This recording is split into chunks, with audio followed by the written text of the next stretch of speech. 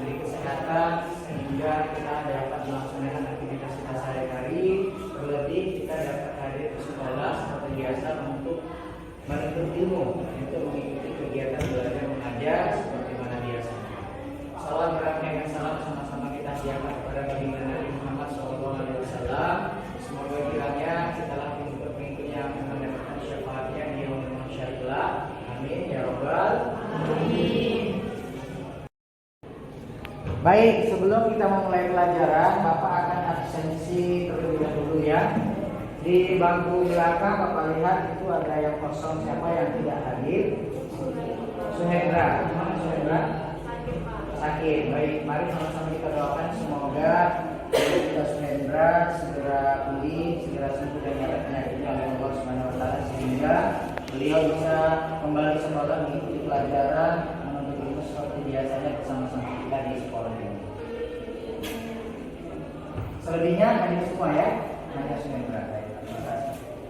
Nah, sebelum kita membahas pelajaran yang akan kita pelajari pada hari ini, Bapak mau tanya terlebih dahulu, tadi pagi atau tadi subuh siapa yang sholat subuh? Sholat subuh semua? Semua. Alhamdulillah. Siapa tadi pagi yang berangkat ke sekolah menyalami kedua orang tuanya? Menyalami semua, baik, alhamdulillah ya. Baik, berarti semua kiranya sudah mengaplikasikan apa yang sudah kita pelajari beberapa waktu lalu ya. Nah, jadi ini nanti ada kaitannya. Kenapa Bapak tanya terlalu demikian? Nanti ada kaitannya dengan materi yang kamu pelajari beberapa waktu lalu dan materi yang akan kita pelajari pada hari ini ya. Oke, baik, terkait dengan materi beberapa waktu lalu, minggu lalu kita membahas tentang substansi dakwah Rasul di Madinah. Kira-kira siapa yang masih ingat tentang pembahasan minggu lalu tentang substansi dakwah Rasul di Madinah? Siapa? Saya, Pak. Ya, silakan. Yang saya ingat yaitu membina persaudaraan antara kaum Ansar dan kaum Muhajirin, membantu masyarakat yang melanjutkan ajaran Islam, mengajarkan pendidikan politik, ekonomi dan sosial. Oke, baik, terima kasih. Dan jadi dalam pembahasan tentang minggu lalu ya, apa sih substansi dakwah Rasul di Madinah ya? Jadi substansinya itu pertama tadi mempersaudarakan kaum Muhajirin dan kaum Ansar. Kemudian apa? Membentuk masyarakat yang berlandaskan ajaran Islam. Kemudian membina dan membangun, mengajarkan ilmu ekonomi, politik dan sosial. Baik, oke, baik. Jadi minggu lalu kita membahas tentang substansi dakwah Rasul di Madinah. Baik, jadi materi hari ini adalah tentang strategi dakwah Rasul di Madinah. Namun sebelum pembahasan materi, Bapak akan menjelaskan tujuan pembelajaran kita hari ini ya. Jadi tujuan pembelajaran kita hari ini adalah tujuan pembelajarannya kamu dapat menyajikan keterkaitan antara substansi dan strategi dengan keberhasilan dakwah Nabi Muhammad SAW di Madinah. Nah, baik, terkait mengenai materi tentang strategi dakwah Rasul di Madinah, sebelum Bapak jelaskan, mari sama-sama kita saksikan tayangan video berikut ini ya. Strategi apa saja yang dilakukan Rasulullah selama dakwahnya di Madinah? Kita akan membahas mulai dari perjalanan hijrah Rasulullah ke Madinah. Saat perjalanan dari Makkah menuju Madinah, Rasulullah tinggal di sebuah tempat bernama Quba selama 4 hari, dan selama itu juga Rasulullah mendirikan masjid yang kemudian masjid itu diberi nama dengan Masjid Quba serta mendirikan sholat di dalamnya. Tepat pada hari kelima, tepatnya pada hari Jumat yang bertepatan pada tanggal 12 Rabiul Awal tahun 1 Hijriah, Rasulullah beserta rombongan pengikutnya sampai di Madinah, dan hari itu adalah merupakan hari yang ditunggu-tunggu masyarakat Madinah. Dan ketika rumah di jalanan bergemuruh, bertakbir menyambut kedatangan Rasulullah, serta putra-putri kaum Ansor juga menyambut dengan bait syair Tolna al-Badr sebagai berikut. Saat di Madinah, langkah pertama yang dilakukan Rasulullah adalah membangun masjid yang kemudian diberi nama Masjid Nabawi, dan beliau sendiri juga ikut serta dalam proses pembangunan masjid masjid ini. Di tempat inilah dakwah Rasulullah mulai dilakukan, yaitu dengan melakukan sholat jamaah, pengenalan ibadah makhluk, dan kegiatan-kegiatan keagamaan lainnya, hingga wilayah di sekitar masjid menjadi ramai. Selanjutnya diteruskan dengan membangun jalan raya di sekitar masjid, dan lama-kelamaan Madinah menjadi pusat kota serta pemukiman. Dan pesatnya pembangunan kota Madinah menyebabkan adanya migrasi, yaitu masyarakat di sekitar Madinah berbondong-bondong berdatangan dengan tujuan berdagang, dan hal ini tentu menimbulkan kecemburuan pada kelompok masyarakat Yahudi.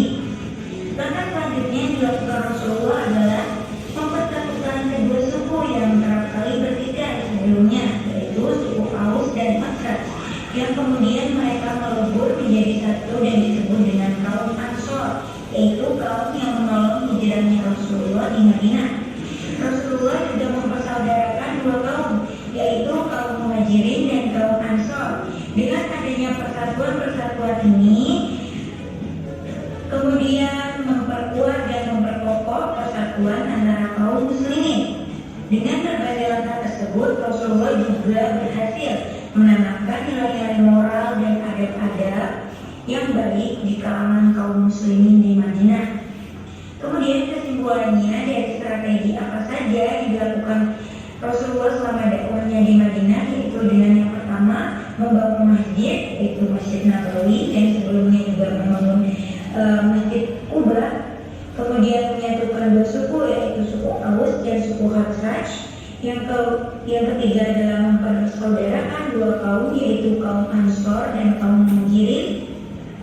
Dan yang keempat adalah menanamkan nilai-nilai moral dan adab-adab serta membentuk tatanan masyarakat. Baik, cukup sekian pembahasan kita kali ini.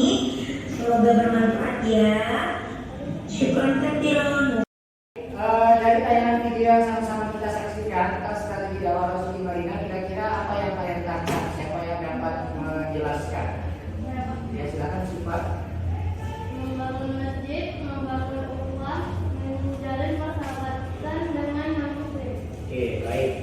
Benar sekali ya. Jadi ada beberapa hal strategi yang dilakukan Nabi dalam mensyiarkan atau berdakwah atau menyampaikan ajaran Islam di Madinah. Salah satu beberapa di antaranya yang sudah disampaikan oleh Sifat tadi ya.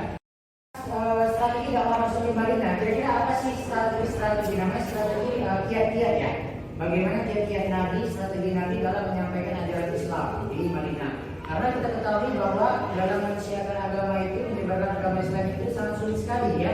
Seperti yang sudah kita bahas beberapa minggu lalu, banyak sekali cemoohan, cacian, dilempari pakai bebatuan, kotoran dan lain sebagainya dialami oleh Nabi, oleh orang-orang kafir Quraisy pada saat itu. Nah, singkat daripada strategi yang dilakukan oleh Nabi adalah pertama dimulai atau diawali dengan adanya perjalanan Nabi di Mekah, ya, dari Mekah ke Madinah. Nah, jadi kita mulai dari Mekah ke Madinah, di mana pada saat di perjalanan Nabi Muhammad itu tidak langsung sampai ke Madinah ya, yakni beliau singgah di Quba namanya, di kota Quba namanya. Nah, jadi kurang lebih di situ selama 4 hari Rasulullah dan pendukung ataupun pengikut-pengikutnya. Dan di sini juga Nabi telah membangun masjid, itulah namanya Masjid Quba ya. Nah, lalu kemudian pada hari kelima, ya tepatnya pada waktu itu pada hari Jumat ya, tanggal 12 Rabiul Awal, Rasulullah SAW beserta rombongan tiba di Madinah ya. Jadi dari sini tadi, dari Mekah menuju ke Madinah, tapi yang tidak langsung sampai ke Madinah ya, sehingga dulu di Quba namanya. Lalu di hari kemudiannya baru Nabi dan pendukungnya atau pengikutnya tiba di Madinah ya. Nah, kemudian pada sesampainya Nabi di Madinah, apa yang telah terjadi ya? Tentu pada saat itu adalah hal-hal yang sangat ditunggu-tunggu oleh masyarakat Madinah, sampai Nabi dan pendukungnya itu disambut ya. Jadi rumah-rumah di sekitaran Madinah itu jadi ramai menyambut kedatangan Nabi dengan menyebutkan syair-syair tola'al badru alaina, katanya seperti itu kurang lebih ya. Tola'al badru alaina min syani min thaniyatil wada dan seterusnya ya. Di Madinah, apa sih yang dilakukan Nabi ketika sampai di Madinah? Tadi kan tidak sampai di Madinah ya, berhenti dulu atas hingga di Kuba. Kita sampai di Madinah, apa yang dilakukan Nabi? Ini yang dilakukan Nabi. Pertama, seperti yang disampaikan oleh Syifa tadi ya, membangun masjid. Itulah namanya Masjid Nabawi, nama masjidnya. Dan beliau sendiri juga turut serta dalam proses pembangunan masjid ini. Kemudian yang kedua, di tempat inilah dakwah Rasul dilakukan ya, dengan melakukan sholat ya, kemudian kegiatan ibadah mahdoh, kegiatan-kegiatan agama lainnya. Jadi masjid itu sebagai pusat tempat kegiatan keagamaan. Kemudian hingga sekitaran Masjid Nabawi itu menjadi ramai, ya seperti ini. Nah, selanjutnya diteruskan dengan membangun jalan raya. Ya, selain daripada tiga hal ini yang dilakukan oleh Nabi di Madinah adalah membangun jalan raya di sekitaran masjid. Jadi di sekitaran Masjid Nabawi itu dibangun oleh Nabi di sekitaran jalan raya. Dan lama-lama Madinah itu menjadi pusat kota dan pemukiman, jadi semakin berkembang. Nah, dengan pesatnya perkembangan kota Madinah ini menyebabkan adanya migrasi, ya. Jadi masyarakat Madinah itu berbondong-bondong ke sekitar masjid raya, ke jalan raya itu untuk apa? Dengan tujuan berdagang atau berniaga. Nah, jadi hal ini menimbulkan kecemburuan pada kelompok masyarakat Yahudi, ya. Kenapa mereka cemburu? Karena mereka tidak menyukai Islam itu berkembang, sehingga yang terjadi beberapa peperangan. Jadi sampai di sini nanti ada terjadi beberapa peperangan. Ada nama istilahnya perang Uhud, perang Badar, perang Khandaq dan lain sebagainya. Kemudian selain itu yang dilakukan nanti adalah mempersatukan suku Aus dan Khazraj, ya. Jadi suku Aus dan Khazraj ini adalah dua suku yang dulunya itu berseteru, ya, selalu tidak sependapat. Nah, jadi Nabi menyatukan ini, kedua suku ini, suku Aus dan suku Khazraj, ya, di mana itulah mereka dikatakan dengan kaum Ansor. Jadi suku Aus dan suku Khazraj ini adalah setelah bersatu mereka disebut dengan sebagai suku suku Ansor. Dan suku Ansor ini seperti yang sudah saya sampaikan di awal, ini adalah suku asli yang ada di Madinah, ya. Kemudian mempersaudarakan kaum Ansor dan Muhajirin, ya, di mana dengan adanya persatuan ini sehingga dapat memperkuat dan memperkokoh antar kaum muslimin di Madinah pada saat itu, dan nilai-nilai agama itu berkembang di Madinah. Oke. Dari pemaparan materi singkat tadi, seperti biasa kalian boleh mengembangkan, ya, sesuai dengan beberapa waktu lalu kita sudah ada diskusi kelompok dan tinggal kelompok 3 yang belum mempresentasikan. Nah, untuk itu silakan kelompok 3 mempresentasikan diskusinya. Kalau kelompok 3 dipersilakan. Assalamualaikum warahmatullahi wabarakatuh. Waalaikumsalam warahmatullahi wabarakatuh. Kami dari kelompok 3 ingin mempresentasikan tentang strategi dakwah Nabi di Madinah.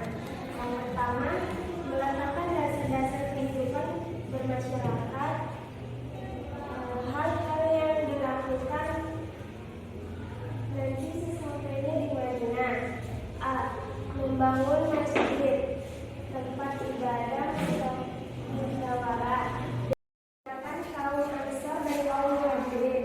C. Menjalin persahabatan dengan non-muslim, bebas menganut agama masing-masing, tercipta piagam Madinah. Yang kedua, sunnah Nabi kepada para raja. Demikian presentasi dari kami. Apakah dari kalian ada yang ingin bertanya? Presentasi kelompok 3 tentang strategi dakwah Rasul di Madinah kita dijelaskan apa sih kira-kira strategi kiat-kiat dilakukan oleh Nabi ketika berdakwah atau mensiarkan agama di Madinah. Dari penyaji, apakah ada yang ingin bertanya? Silakan. Saya, Pak. Ya, silakan deh, Pak. Ya, di Palestina dari kelompok 1 ingin bertanya, dalam perjalanan Nabi dari Mekah menuju Madinah, apakah langsung ke Madinah? Saya menjawab pertanyaan dari Pak Al-Hijab. Nabi tidak langsung ke Madinah, tapi Nabi bersinggah ke Kuba, sehingga Nabi membuat dan membangun masjid yang bernama Kuba. Oke, ya. Nah, Pak Al-Hijab sudah dijelaskan bahwa ketika perjalanan Nabi dari Mekah ke Madinah tidak langsung, ya, sampai ke Madinah, tapi tadi ada dijelaskan ada sempat singgah di Kuba. dan beliau sempat membangun masjid yang namanya Masjid Kuba, ya. Oke, baik, silakan kelompok Ida sudah selesai, silakan ditutup.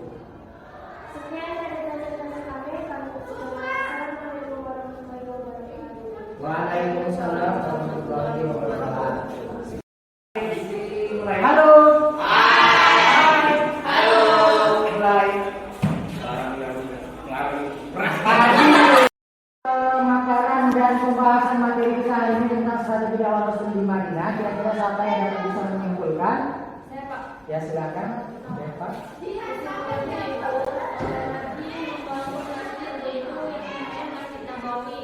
Kemudian menyatukan suku Aus dan suku Khazraj. Ya. Yang ketiga mempersaudarakan kaum Ansar dan kaum Muhajirin, dan yang keempat nilai moral, menanamkan nilai moral dan membentuk tatanan masyarakat. Baik, terima kasih Deva. Nah, baik, jadi kesimpulan yang disampaikan Deva tadi adalah benar ya. Jadi kesimpulan dari pembahasan kita hari ini adalah bahwa strategi dakwah di Madinah nanti sudah yang dilakukan nanti adalah nanti telah membangun masjid namanya Masjid Kuba dan Masjid Nabawi, karena sebelum sampai di Madinah beliau tinggal di Kuba terlebih dahulu, membangun masjid namanya Masjid Kuba, dan di Madinah beliau membangun masjid namanya Masjid Nabawi ya. Kemudian menyatukan suku Aus dan Khazraj, di mana suku Aus dan Khazraj ini adalah suku yang selalu berseteru, ya, selalu berbeda pendapat, dan Nabi Muhammad berhasil menyatukan.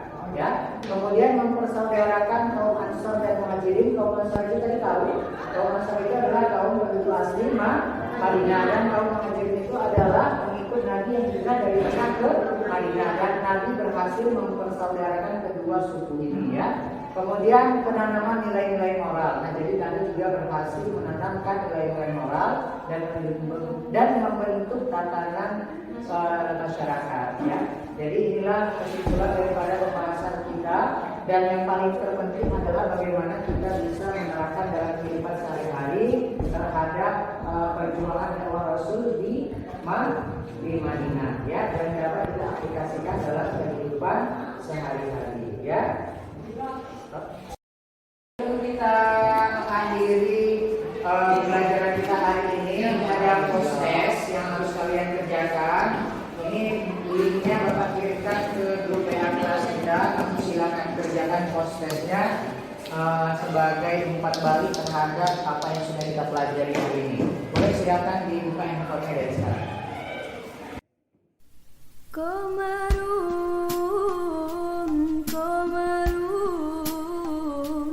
Qamarun sirnan nabi, qamarun wajamil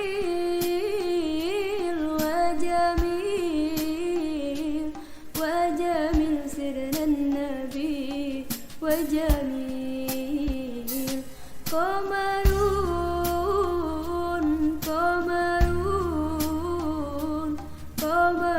sirnan nabi qamarun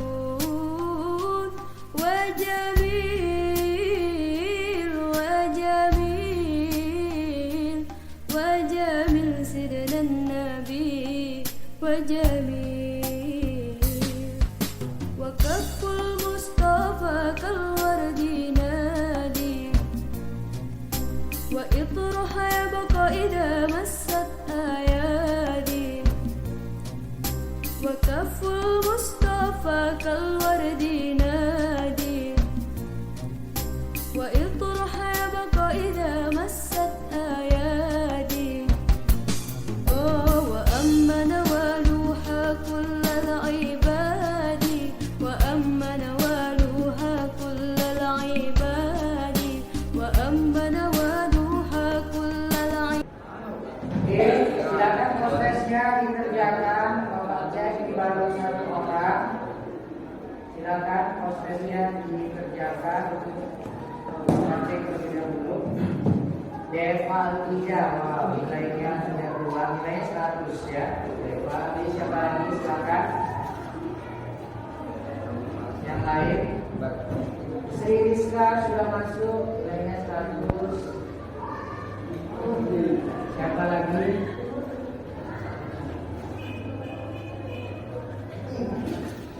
Siapa lagi?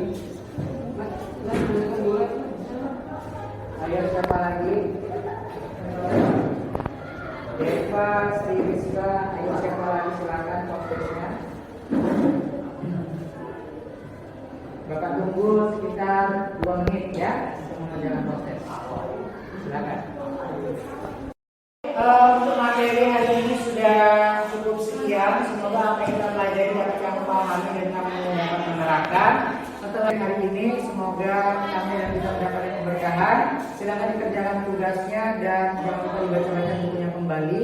Kalau ada kesilapan maka mohon dimaafkan. Akhir kata billahi taufik wal hidayah. Assalamualaikum warahmatullahi wabarakatuh.